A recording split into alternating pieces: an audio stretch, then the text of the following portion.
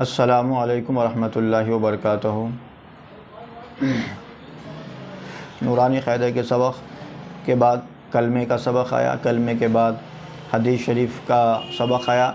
अब हदीस शरीफ के बाद जो है अब दुआ का सबक़ जो है आपको पेश कर दिया जा रहा है, पेश किया जा रहा है। दुआ का सबक़। बिस्मिल्लाहिर्रहमानिर्रहीम। वज़ू से पहले की दुआ। बिस्मिल्लाहि वल्हम्दुलिल्लाह। ये दुआ 40 ये दुआ जो याद करना है, दुआ ये मसनून दुआ है। उसमें से पहली दुआ जो है वज़ू शुरू करने से पहले ये दुआ पढ़ना है। बिस्मिल्लाहि वल्हम्दुलिल्लाह, बिस्मिल्लाहि वल्हम्दुलिल्लाह।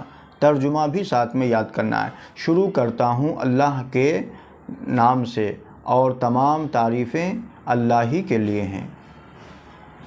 फिर दुआ एक बार याद करिए, बिस्मिल्लाहि वल्हम्दुलिल्लाह। वज़ू स्टार्ट करने से, शुरू करने से पहले ये दुआ पढ़ना है। बिस्मिल्लाहि वल्हम्दुलिल्लाह। शुरू करता हूँ अल्लाह के नाम से और तमाम तारीफ़ें अल्लाह ही के लिए हैं।